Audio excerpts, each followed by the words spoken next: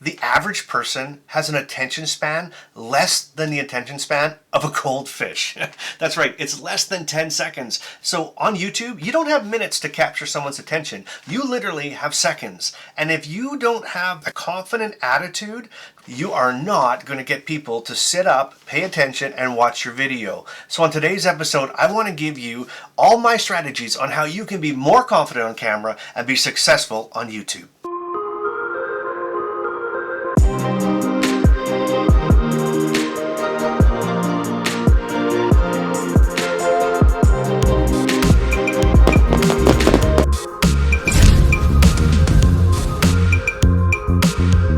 Hello guys, I am Peace and I'm doing travel, but I'm also part of the DLT Nation!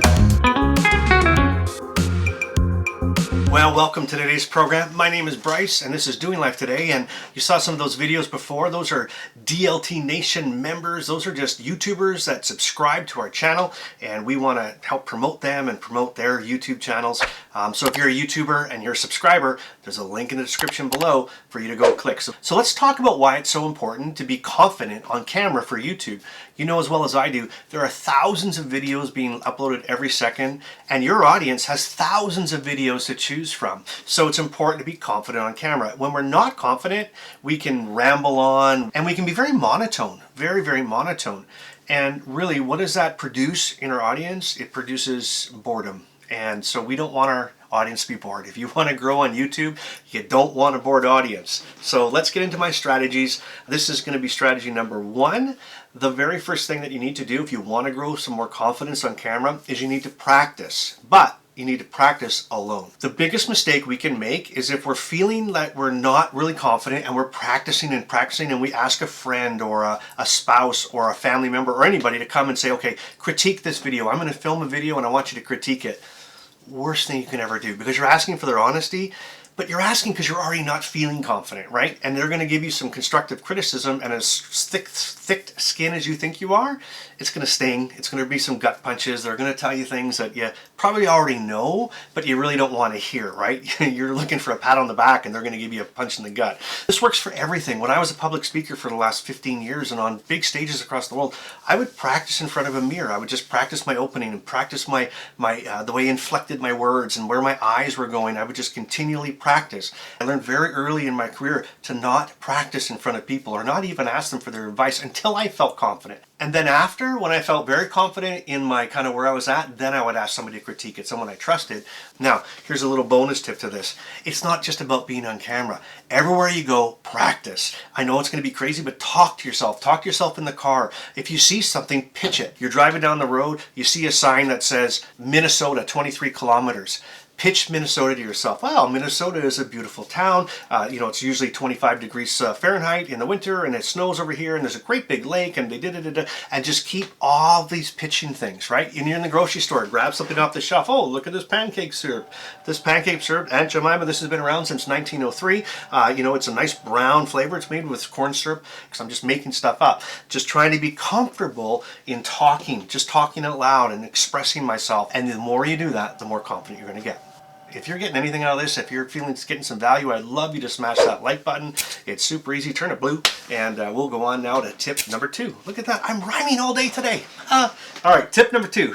Don't use a teleprompter or a script. And you think, well, newscasters use teleprompters. Yeah, they do, because they're doing something different every single day, and they're doing many stories. If you're doing one video on one topic and your average length of your video is 5 or 10 minutes, you can remember what that is, especially if you're passionate about it, which you should be if it's your channel. So avoid teleprompters and avoid scripts. So part B to that then is research and plan ahead.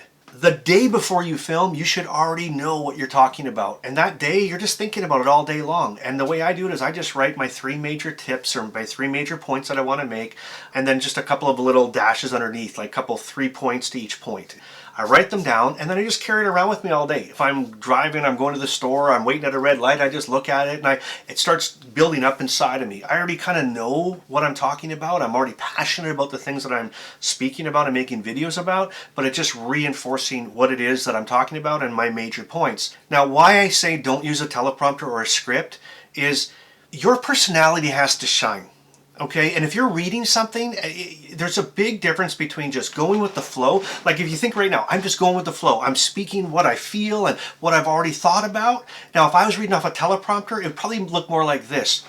So now you see how when you do your video planning beforehand, but there's still a big difference being able just to free flow and read. Now, if you're nervous about it and you're thinking, well, I just can't free flow, I need my notes. That's what I'm talking about. Make your notes, make them well in advance though. So you're already looking at them for days and days in advance, and whatever goes through your eyes is going to go into your spirit and what's going to come out of your mouth when you're ready to talk. I promise you that'll work. Okay, so now that leads us into tip number 3. You need to amp up your personality. You need to take you and you got to times it by like 3 or 4 or 5, maybe even 10. I learned really early on when I was speaking on stage that when you're on stage or when you're on camera, your energy looks a lot lower than you're feeling. It really does. So if you're normally kind of an amped up person, or you're normally a very, not an amped up person, whatever it is, you got to go times 3. And you can't worry about your little tics and things that, that you do. You just got to amp them up because people are going to watch for you. Let's be honest. Again, like we said, there's 1,000 videos like the one you're going to make. So what's the difference? You're the only difference. They're going to watch because of you.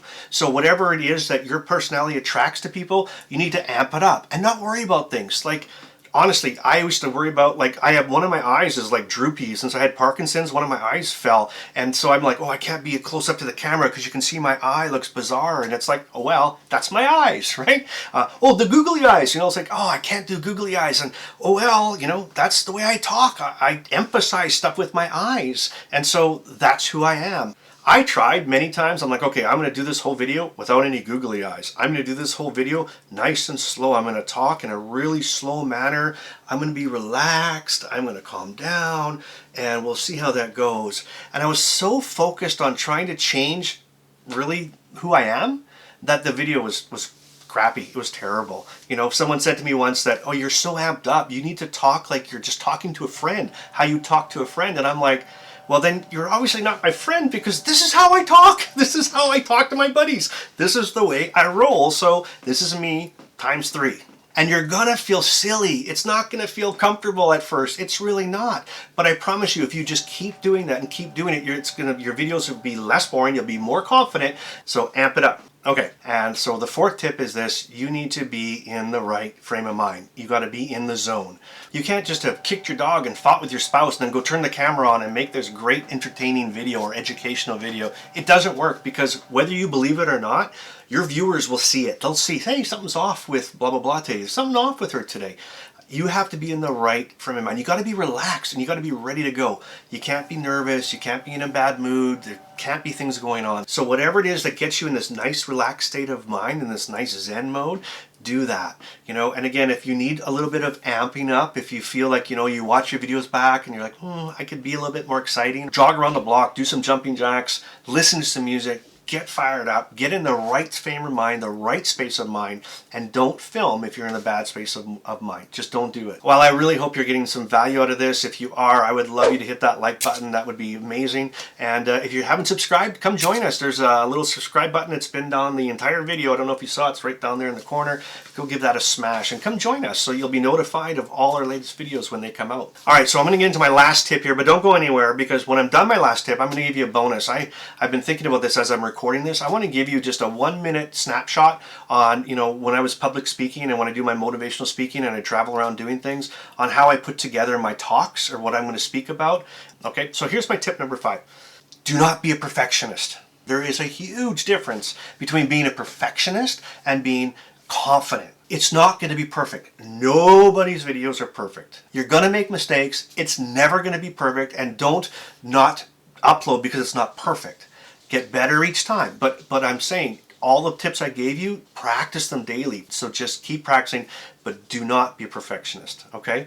Okay. Now here's a little tip, and I didn't plan this, but I was thinking about this when I was recording. Here's what I do when I'm thinking about what I want to talk about. I always start from the end and work my way back to the beginning. I never start at the beginning. I always come up with what the outcome is. Like when I finish this video, I want people to know this. First, figure out what you want your audience to either learn or what you want them to feel, and then work backwards. It's the most incredible thing, and that I've been doing that for the last 15 years as a public speaker, and it works. Try that next time.